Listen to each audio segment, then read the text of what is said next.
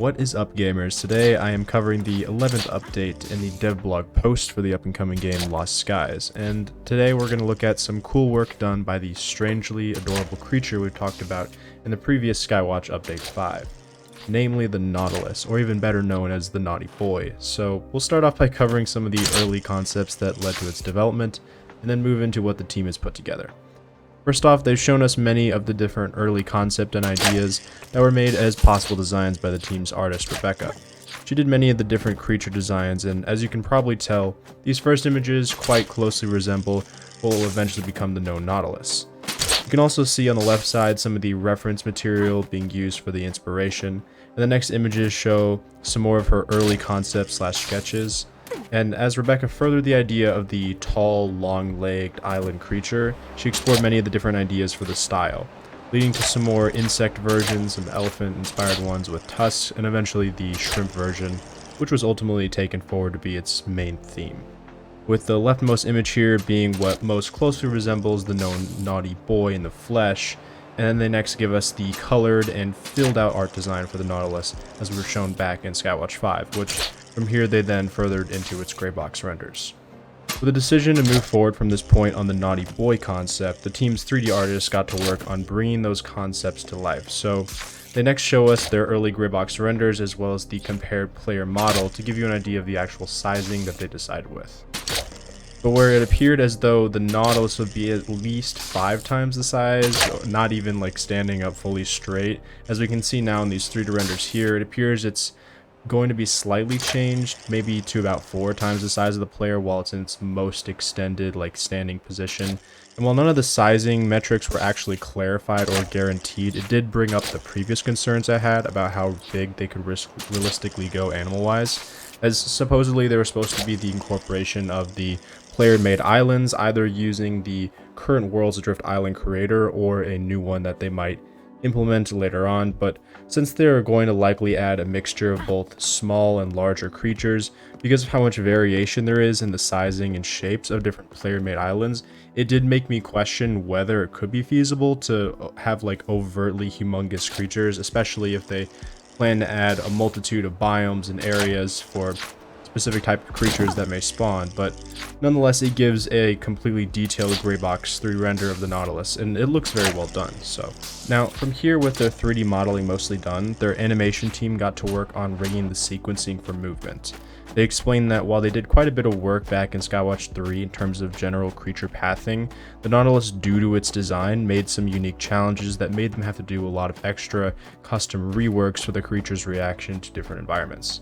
They then go on to show some of the different animation states, showing the chaining of reactions for when it's damaged, staggering, its roar, its vulnerability state, its recovery, and even its death loop. They also give us a nice clip of its general movement and turning animation, and even some closer up GIFs of it performing a roar and stomp attack. They also say that for the spit attack animation, it's still up for debate around how exactly they want to set up its ranged attack, as well as further the look of the rendering for the ranged attack itself.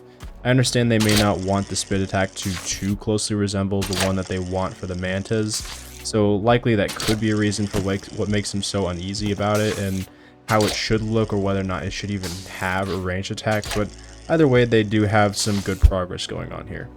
Next, they go on to show us the animation where they're playing with the eating cycle, which I think it works really well for them the way they did it. Here you can see a nice animation where the Naughty Boy looks for some tiny insects and then stomps its leg into the ground, pulling out its prey and then chowing down on it. And I think this form of animation works really well for the devs. It both works out the plausibility of like why the creature has such long knife or spear-like legs, because it quickly stabs and grabs any prey that it needs right below itself.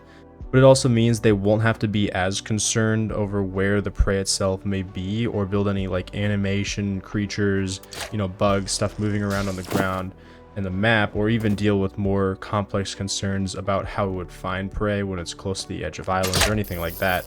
And I think with just having this method of its animation for finding food come directly out of the ground right below it, it lets them easily just set certain types of areas for the creature either to graze, and then give them less worry regarding like the interaction of players, other enemies, attacks when it's like consuming food. And you know, that could obviously like set up, you know, had they not gone with this method, it could set up other issues down the line. So I think they went with a pretty good direction here. Next, we see a finely detailed render of the Nautilus, and this supposedly is how it's going to appear in the game, with the usual mention that, like everything else, it is in fact subject to change.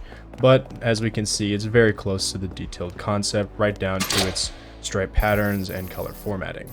They then give us a small clip of that final rendering for the Nautilus in the walking animation, with all the new details and colors and rendering put together, which I can say they did a fantastic job on. And after that, they gave us some bonus content on the baby Nautilus, which apparently was a doodle by their artist Rebecca. It wasn't actually intended to be a gameplay feature, but it went over so well with the team that it's going to be put into the game. So here we get some awesome and absolutely adorable concept art for the little shrimplet that won everyone's hearts, and after the team agreed, she then got to work on fleshing out the designs while maintaining that translucent belly glow concentrated at the core of the baby.